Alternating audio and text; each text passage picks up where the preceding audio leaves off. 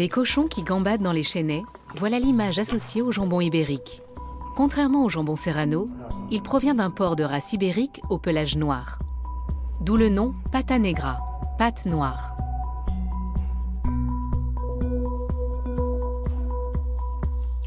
Ils font au contact de la langue. La bouche est comme enveloppée d'un manteau de velours. Et c'est ce qui fait toute la magie d'un bon jambon ibérique Bellota. En Espagne, le jambon est un véritable trésor national. Mais quelles sont les conséquences de l'élevage porcin sur l'environnement ?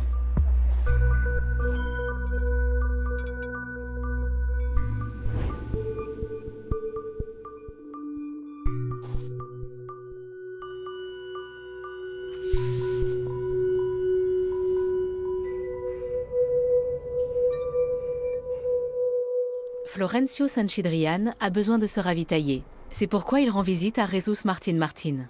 Salut Jesus, ça fait plaisir de te voir. Pareillement. Je suis venu voir la qualité de ton jambon et lui faire tâter de ma lame. Tout est prêt, comme d'habitude. Florencio est un des meilleurs maîtres coupeurs de jambon. En Espagne, la découpe du jambon est un art. Florencio a officié pour le roi d'Espagne, Angela Merkel, et a été invité à la Maison-Blanche à de multiples reprises. Les jambons sont disposés en rang puis recouverts de sel. C'est tout. Si on prend ce jambon, on voit qu'il est entièrement couvert de sel. Il va reposer là un certain nombre de jours en fonction de son poids. S'il pèse 8 kilos, 8 jours, 9 kilos, 9 jours. Et ainsi de suite. On a toujours fait comme ça. C'est une méthode qui a fait ses preuves. Contrairement aux méthodes industrielles, ici, tout est fait à la main. Jesus est fier de perpétuer ce savoir-faire traditionnel.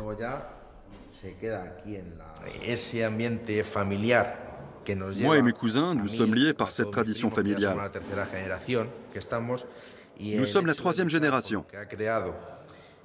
Le fait de se battre pour préserver cet héritage ancestral et être les meilleurs dans ce domaine, ça vous comble.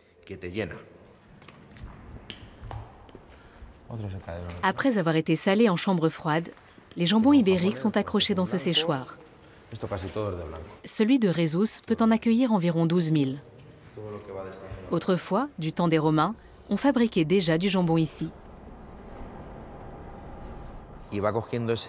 C'est ce gras que l'on ne trouve que chez le porc ibérique qui va donner cette saveur si particulière au jambon.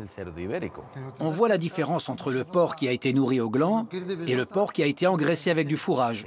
Le Bellota brille, alors que le Sebo, lui, Ce n'est pas le cas. il lui manque quelque chose. Les choses ont bien changé depuis l'époque romaine. Aujourd'hui, la majorité des jambons ibériques sont fabriqués à partir de porcs issus de l'élevage intensif. Il en résulte différentes qualités de jambon. Depuis 2014, celle-ci doit être indiquée par un scellé de couleur.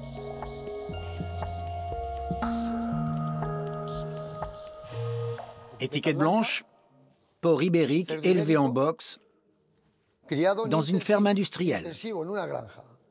Étiquette verte, Sebo de Campo, élevage intensif en extérieur, nourri au fourrage. Étiquette rouge, Bellota, porc croisé de 50 à 75% de race ibérique, mais élevé en extérieur et nourri au gland.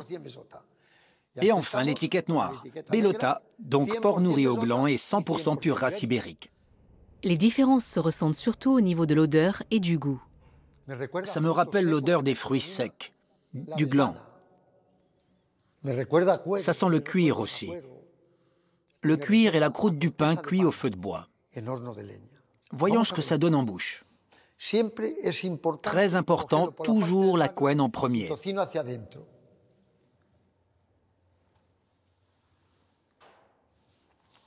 Au contact de la langue, ils fond. La bouche est comme enveloppée d'un manteau de velours. Et c'est ce qui fait toute la magie d'un bon jambon ibérique Bellota. Un jambon de porc ibérique issu de l'élevage intensif coûte environ 120 €. Un jambon Bellota 100% ibérique coûte souvent près de 4 fois plus cher. Mais la plupart des consommateurs ont du mal à faire la différence entre les deux. On associe systématiquement n'importe quel jambon ibérique au bellota. Mais il n'existe que 2 sortes de jambon bellota. Les 2 autres sont de qualité bien inférieure et proviennent de porcs qui n'ont pas été nourris au gland. C'est pour ça qu'il faut regarder l'étiquette et la provenance. En effet, outre les scellés, la région d'origine du porc soigneusement sélectionnée peut donner un indice sur la qualité du jambon. Pour Florencio, la question du choix ne se pose pas. Selon lui, c'est l'alimentation à base de glands qui confère au jambon sa saveur si particulière.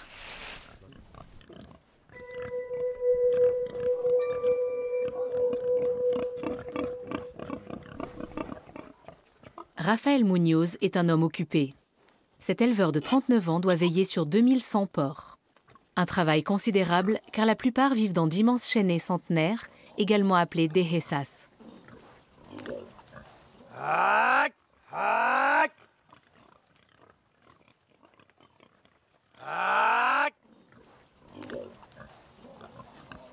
C'est le cri que faisaient les gens qui travaillaient ici.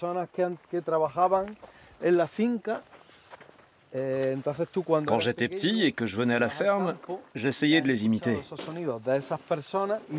Et finalement, aujourd'hui, j'arrive à le refaire à peu près.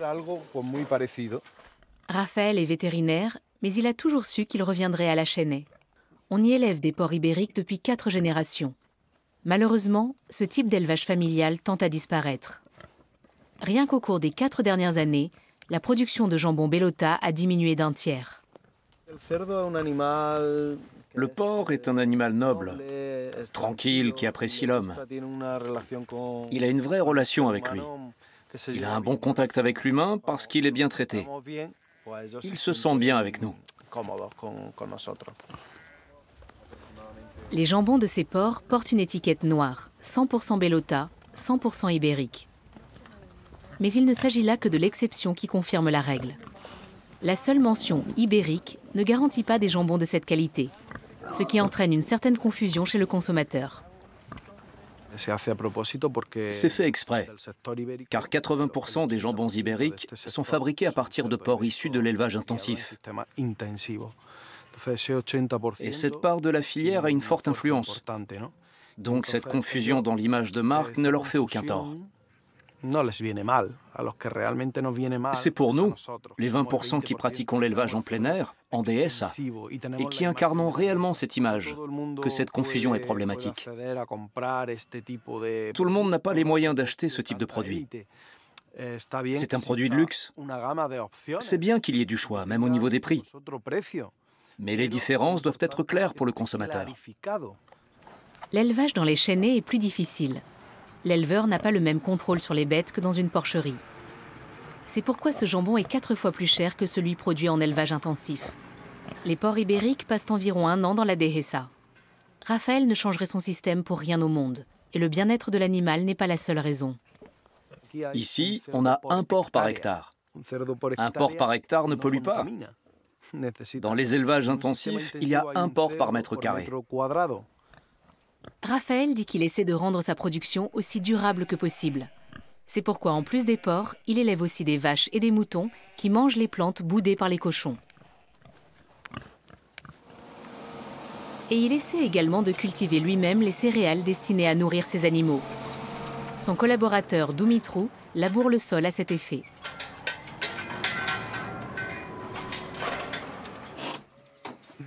Alors, comment va ? Cette parcelle m'a l'air déjà mieux. Non, j'ai encore un peu de travail. Mais c'est pas mal. La terre est déjà plus meuble. Très bien. Mais j'aimerais que tu ailles voir de l'autre côté.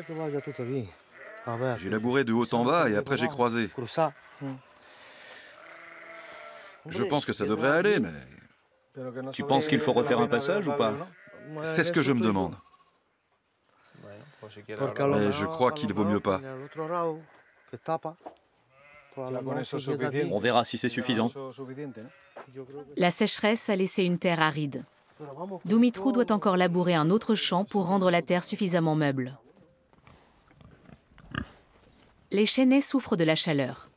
Nous sommes début octobre et il fait encore 35 degrés. Il y a moins de glands, ce qui signifie moins de porcs et donc moins de chiffre d'affaires. Le sud de l'Espagne se désertifie. Et cette immense région, la vallée de Pedroches, avec ses 300 000 hectares de chênes, forme un rempart contre cette désertification. Mais les surfaces occupées par les dehesas sont limitées. Et sans les élevages industriels, les besoins en viande de porc seraient loin d'être couverts. Raphaël considère cette forme d'élevage comme acceptable sur le papier, à condition que les éleveurs respectent les lois. Ce qui le dérange le plus, c'est l'impact environnemental.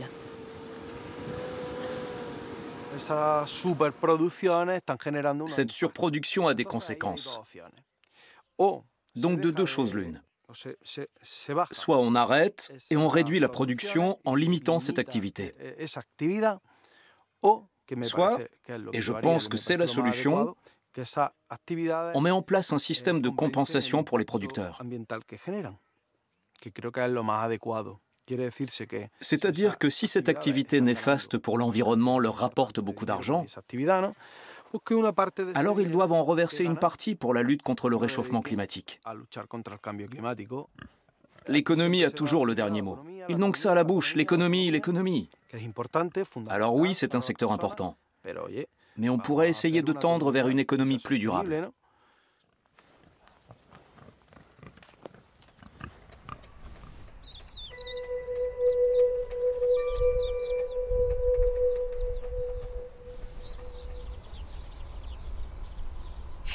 La protection de l'environnement est une priorité pour Tomás Pérez. Il y a environ 30 ans, il est venu s'installer dans la région au nord de Carthagène pour y mener une vie tranquille au contact de la nature. Mais par la suite, les cultures maraîchères et l'élevage porcin intensif ont connu une forte expansion. Aujourd'hui, la région compte près de 1400 fermes qui accueillent plus de 2 millions de porcs. Ces méthodes industrielles n'ont fait qu'aggraver la pollution. Tomás a alors commencé à dénoncer les éleveurs qui enfreignaient la loi, ce qui l'a rendu assez impopulaire auprès de ses voisins. En tant qu'activiste dans le coin, je me sens impuissant, dépassé, et pas menacé, mais intimidé. Je ne suis pas bien vu.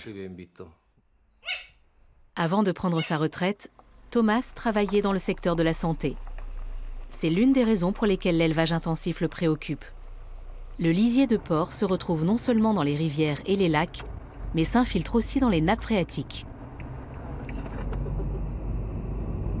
À quelques minutes de voiture se trouve une ferme qui enfreint manifestement la législation.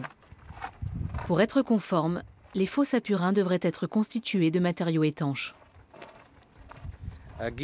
Ici, j'ai dénoncé le fait que les fosses ne sont pas étanches. En gros, le lisier est directement en contact avec le sol, car les fosses n'ont pas de revêtement approprié. Et c'est assez courant. La plupart de ces porcheries abritent des porcs domestiques traditionnels, mais on y trouve aussi de plus en plus de porcs ibériques. Nos caméras n'ont pas été autorisées à pénétrer les boxes sous prétexte que le reportage aurait porté un regard trop négatif sur l'élevage industriel et n'illustrerait pas correctement les défis des agriculteurs. L'année dernière, l'Espagne a encore renforcé les normes relatives aux fosses à purin. Dès 2025 en théorie, toutes les fosses devront être couvertes. Tomás ne croit plus que de nouvelles lois feront la différence.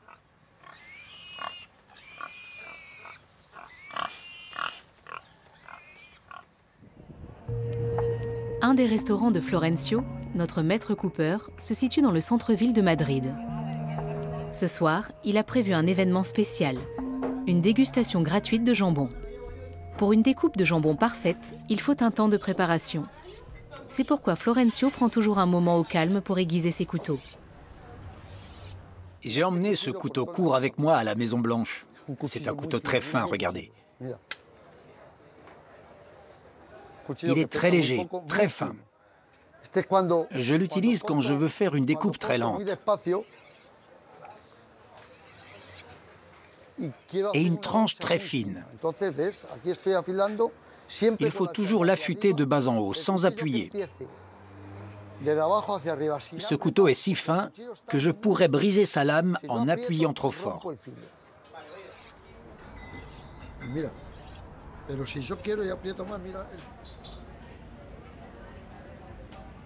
La découpe du jambon est toujours un spectacle. Elle exige une tenue impeccable. Parfait. Serre plus fort. Parfait. Il ne faut pas que ça tombe. Pour Florencio, ce temps de préparation est une marque de respect. En tant que membre de l'équipe espagnole de gastronomie, il représente son pays lors d'événements organisés dans le monde entier.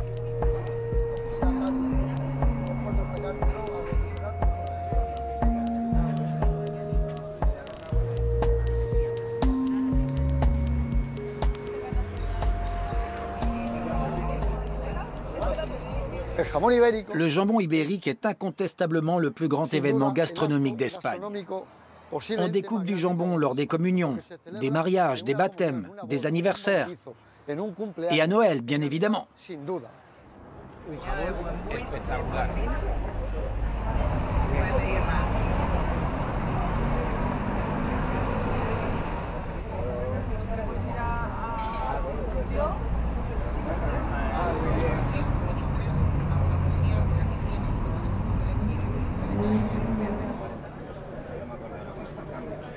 Je le prends avec les doigts? Non, avec la bouche. Avec la bouche, comme ça?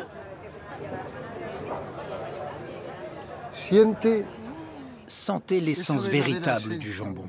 Observez la façon dont l'arôme vous envahit. Sentez-le. Il vous caresse. Ils font dans la bouche. Tu es un artiste. Merci beaucoup. Merci à toi. La plupart des clients font le déplacement spécialement pour Florencio, son spectacle et son jambon. Il a beaucoup d'habitués. Ça, c'est l'Espagne. Ce jambon est le fleuron de la gastronomie espagnole. De nombreux pays ont essayé de nous copier, mais ils n'ont pas réussi, car c'est notre savoir-faire. L'Espagne est le pays d'Europe où l'on mange le plus de viande. Et le gouvernement le sait. Alberto Garzón, ministre espagnol de la Consommation, a appelé ses concitoyens à en manger moins. Une proposition qui n'a pas été particulièrement bien accueillie. Les gens peuvent dire ce qu'ils veulent. Qui a dit ça? Le ministre? Mais qui c'est ce ministre? C'est juste un homme avec une opinion. Les Espagnols ont la leur. Moi, je ne partage pas son avis. Celui-ci a un côté boisé et une touche de fruits secs. Ça n'a rien à voir. Ici, les saveurs sucrées et salées sont en harmonie et parfaitement équilibrées. Trinquer, c'est la joie, c'est l'amitié. Les amis, le jambon, il n'y a rien de mieux en Espagne. Le vin et le jambon. Mais le jambon Bellota n'est pas à la portée de toutes les bourses. Le prix joue forcément. Si c'est pour préparer des sandwichs à ma fille, je préfère utiliser du jambon un peu moins cher. Mais quand je reçois des amis à la maison, j'aime leur servir du jambon ibérique. Malgré la quantité de jambon industriel sur le marché, dans l'esprit du consommateur, le jambon ibérique est toujours associé à la même image, celle de porc en liberté dans la nature. Dans les élevages en plein air, les porcs ou les taureaux côtoient les souris, les aigles, les lapins, les renards. C'est la nature.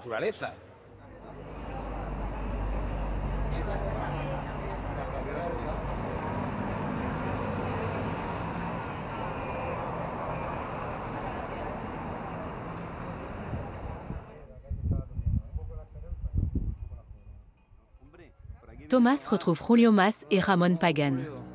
Les trois retraités se connaissent depuis longtemps. C'est leur passion commune pour la protection de l'environnement qui les a réunis. Et notamment une cause bien précise.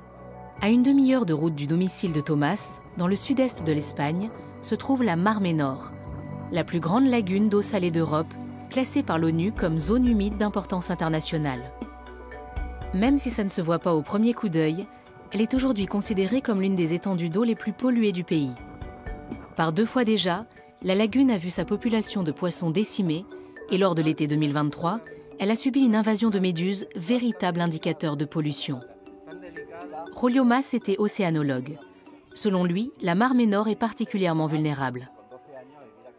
Dans ces zones marines fermées, l'eau est rarement renouvelée et très riche en nutriments, ce qui entraîne une prolifération du phytoplancton. C'est cette abondance de nourriture qui provoque l'augmentation de la population de méduses. Le rivage porte les stigmates des infractions que Thomas dénonce près de chez lui. Les conséquences de l'agriculture et de l'élevage intensif se répercutent sur le taux de nitrate dans l'eau. Les eaux souterraines présentent désormais une concentration en nitrate allant de 150 à 200 mg par litre. Actuellement, l'Union européenne considère qu'une teneur en nitrate supérieure à 25 mg par litre n'est plus viable et requiert l'adoption de mesures répétées. Selon les estimations, 20% des nitrates présents dans cette eau sont dus aux élevages porcins. Il y a 2 ans, ces taux alarmants ont incité l'Union européenne à porter plainte contre l'Espagne. Mais depuis, la situation n'a guère évolué. Ramon Pagan veut nous montrer un autre endroit au bord de la Mar Menor, plus au sud. Son grand-père avait une maison ici. Enfant, il y passait ses vacances et se baignait presque tous les jours. C'est quelque chose dont les générations précédentes ont pu profiter, dont j'ai moi-même profité quand j'étais enfant et adolescent. Aujourd'hui, je ne peux plus y amener mes petits-enfants. C'est devenu absolument inenvisageable de se baigner dans cette eau.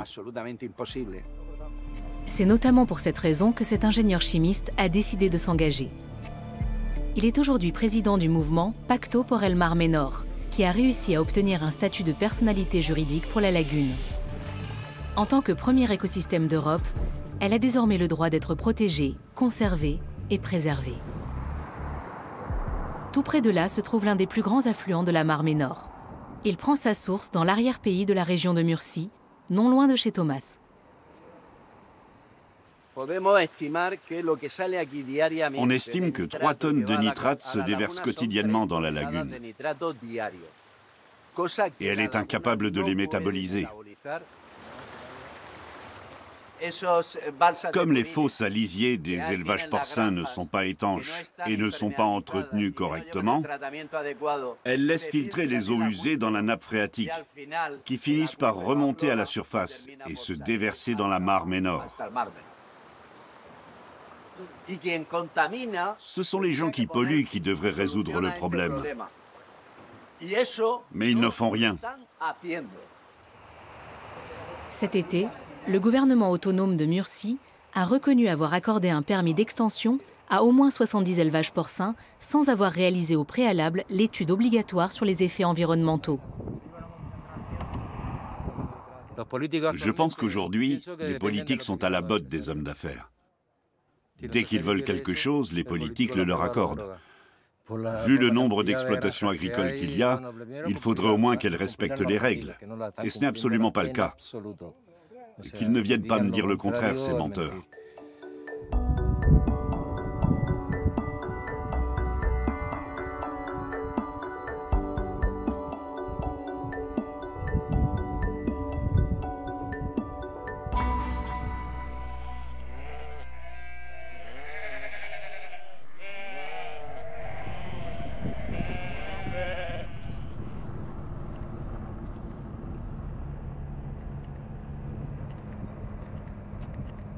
Tôt le lendemain matin, Raphaël est en route.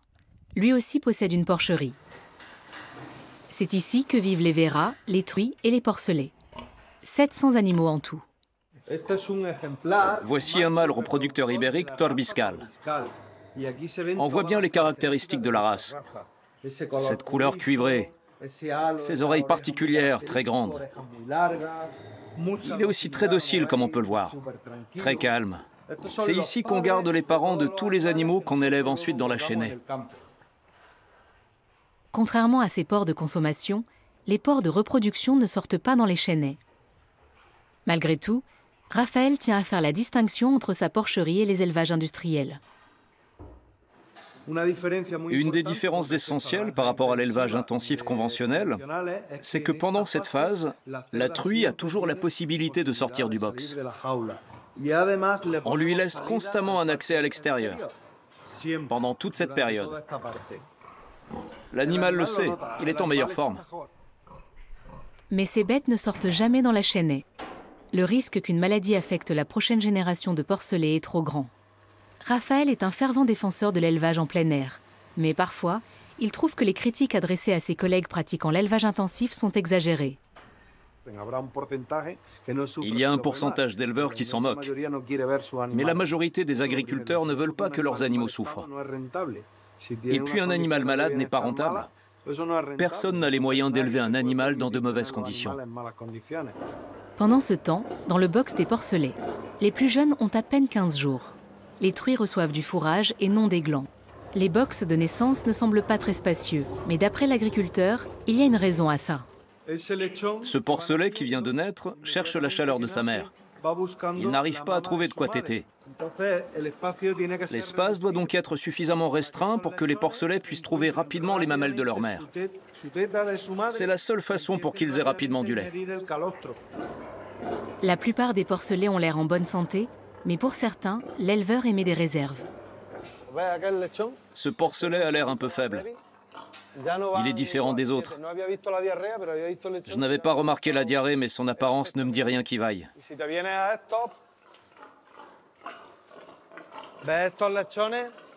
Alors que ces porcelets sont brillants. Ils ont le poil luisant quand ils vont bien. Et ceux-là aussi ont l'air plutôt robustes. Dans la porcherie, il peut intervenir directement si un porcelet est malade.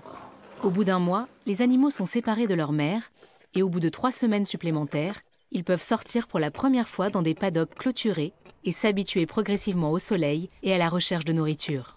Ce n'est qu'à l'âge de 4 mois qu'ils sortent dans les chaînaies. Si on relâchait l'animal dès l'âge de 2 mois dans la dehesa, dans un environnement sauvage, le changement serait trop brutal. La plupart ne survivraient pas. La porcherie est alimentée en électricité par des panneaux solaires. Pour le chauffage, Raphaël utilise la biomasse. Il y a 5 ans, il s'est vu décerner le prix de l'Association des jeunes agriculteurs pour son mode d'élevage durable. À l'entrée de sa ferme se trouve la fosse à lisier, conformément cimentée. Le lisier doit être stocké correctement pour ne pas polluer l'environnement et qu'il puisse servir d'engrais pour les champs.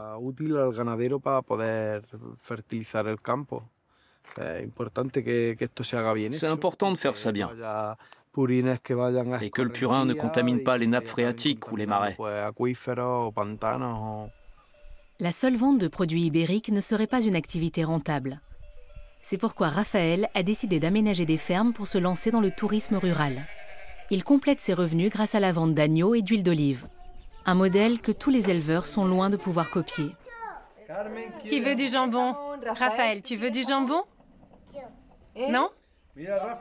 Rafa, tiens.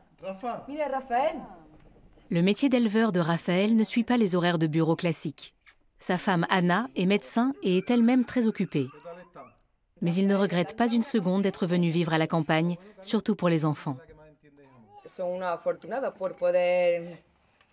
une vraie chance pour eux.